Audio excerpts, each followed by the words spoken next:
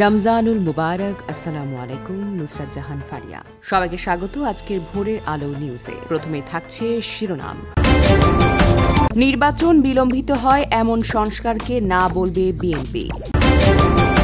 Italy Venice BNP পরিবারের আলোচনা সভা, দোয়া ও ইফতার মাহফিল অনুষ্ঠিত।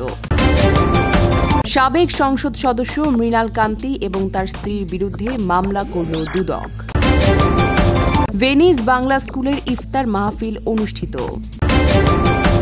আলোচনায় নাটকের শীর্ষ তারকাদের পারিশ্রমিক সমাধান কি?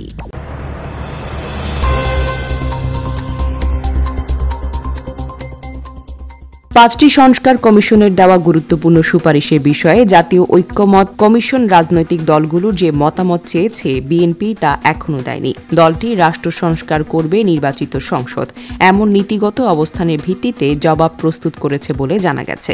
সংশ্লিষ্ট সূত্র জানায়, জনপ্রশাসন, বিচার বিভাগ ও দুর্নীতি দমন কমিশনের মৌলিক সংস্কারে খুব আপত্তি থাকবে না বিএনপির। তবে সংবিধানের মৌলিক সংস্কারে হাত দিলে নির্বাচন বিলম্বিত করতে পারে। তাই এই ধরনের সংস্কার প্রক্রিয়ায় একমত হবে না দলটি। সংবিধান, নির্বাচন ব্যবস্থা, জনপ্রশাসন, দুর্নীতি দমন ও বিচার বিভাগ সংস্কার কমিশনের গুরুত্বপূর্ণ ১৬৬টি সুপারিশের বিষয়ে মতামত চেয়ে ৬ মার্চ ৩৭টি রাজনৈতিক দলকে চিঠি ও স্প্রেডশিট পাঠিয়েছিলেন ঐক্যমত্য কমিশন।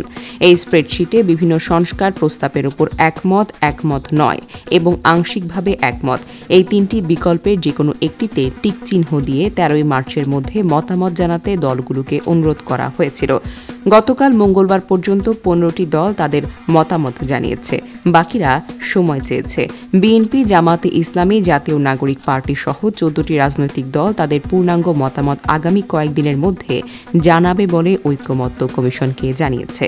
ইতালির ভেনিস বিএনপি পরিবারের আলোচনা সভা, দোয়া এবং ইফতার মাহফিল অনুষ্ঠিত। ভেনিস জাতীয়তাবাদী যুব দলের আয়োজনে স্বেচ্ছাসেবক দলের সার্বিক সহযোগিতায় এবং যুব দলের সভাপতি আকবর খান এবং যুব দলের সাধারণ সম্পাদক ফখরুল চৌধুরী, মিজানুর রহমানের যৌথ পরিচালনায় বিএনপির পরিবারের গ্র্যান্ড সেন্ট্রাল রেস্টুরেন্টের হলরুমে আলোচনা সভা, ইফতার এবং দোয়া মাহফিল অনুষ্ঠিত হয়। সে সময় আপসহীন দেশনেত্রী বেগম খালেদা জিয়ার রোগ মুক্তির এবং সুস্বাস্থ্যের জন্য দোয়া করলেন। অনুষ্ঠানে উপস্থিত ছিলেন ভেনিস বিএনপি, যুবদল, স্বেচ্ছাসেবক দল সহ সকল বিএনপি পরিবারের নেতাকর্মীগণ। ভেনিস বিএনপির সাবেক সভাপতি আব্দুল আজিজ সেলিম তার বক্তব্যে বলেন, বিগত দিনে যারা দলের জন্য কাজ করেছে, অর্থ দিয়েছে, সময় দিয়েছে, দলের দুর্দিনে পাশে ছিল, তাদেরকে নিয়ে ভেনিস বিএনপি নতুন কমিটি হবে, এই ব্যাপারে কোনো আপোষ হবে না।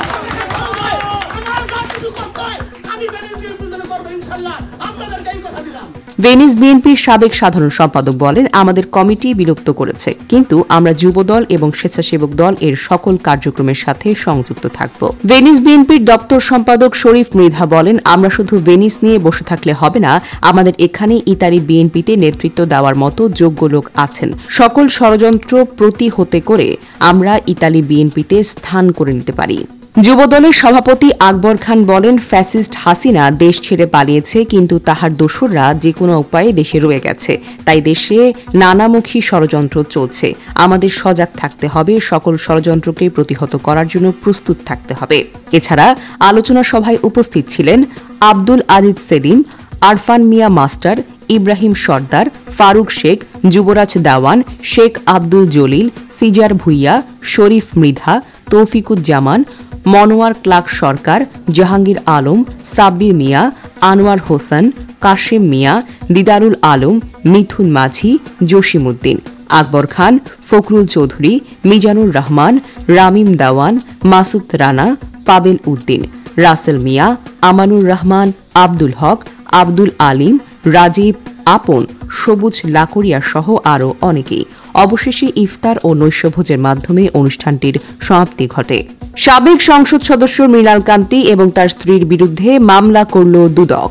জ্ঞাত আয় বহির্ভূত সম্পদে অর্জনের অভিযোগে মুন্সিগঞ্জ ৩ আসনের সাবেক সংসদ সদস্য মৃণাল কান্তি দাস এবং তার স্ত্রী নীলিমা দাসের বিরুদ্ধে পৃথক ২টি মামলা করেছে দুর্নীতি দমন কমিশন অর্থাৎ দুদক। আজ মঙ্গলবার তাদের বিরুদ্ধে মামলাটি করা হয়।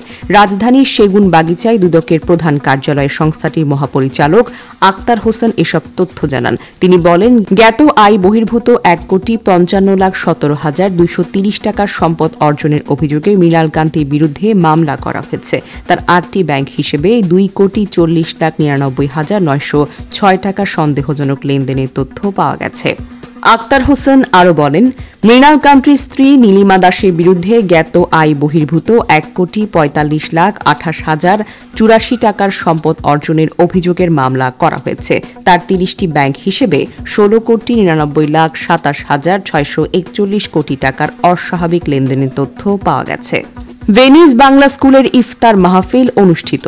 ভেনিস বাংলা স্কুলের আয়োজনে মঙ্গলবার স্কুল মিলনায়তনে এক ইফতার মাহফিল অনুষ্ঠিত হয়েছে। প্রতিষ্ঠানটির সভাপতি সৈয়দ কামরুল সরোয়ারের সভাপতিত্বে এই সময় পবিত্র রমজানের গুরুত্ব এবং প্রবাসী প্রজন্ম শীর্ষক আলোচনা করেন স্কুল কমিটির উপদেষ্টা বিল্লাল হোসেন ঢালী, পলাশ রহমান, নাজমুল খন্দকার, এমডি আক্তার হোসেন, নাসির উদ্দিন পান্না, রনু আক্তার, আফাই আলী, মোবারক হোসেন, আসিক পলশ, শহীদুল ইসলাম সুজন, আব্দুর রহমান, নূরে আলম, আব্দুর রৌফ।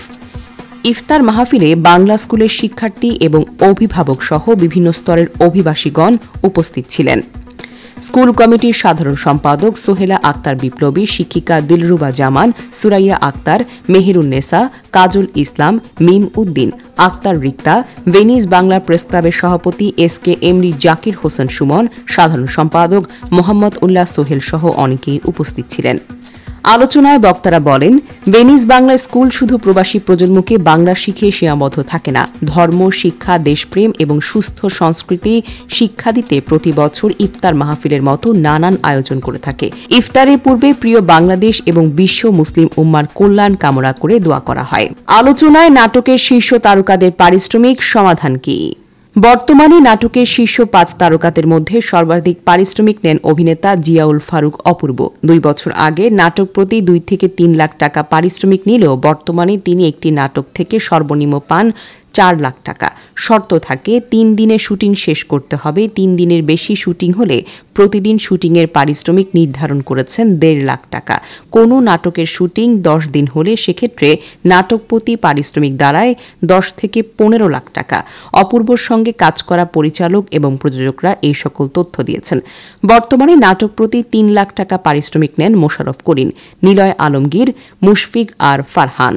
২.৫ লাখ টাকার পারিশ্রমিকের তালিকায় রয়েছেন তৌসিফ মাহবুব, ফারহান আহমেদ, জোয়ান সহ আরও কয়েকজন। প্রযোজক সূত্রে জানা যায়, এসব তারকার বেস্ট ফ্রেন্ড 2, প্রেমেরই পরশে, লাজুক সহ ২০টির বেশি নাটক স্পন্সরের সংকটে ভালোবাসা দিবসে প্রচারিতই হয়নি।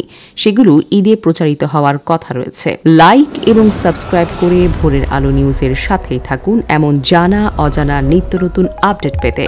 ভালো থাকবেন, সুস্থ থাকবেন। ধন্যবাদ।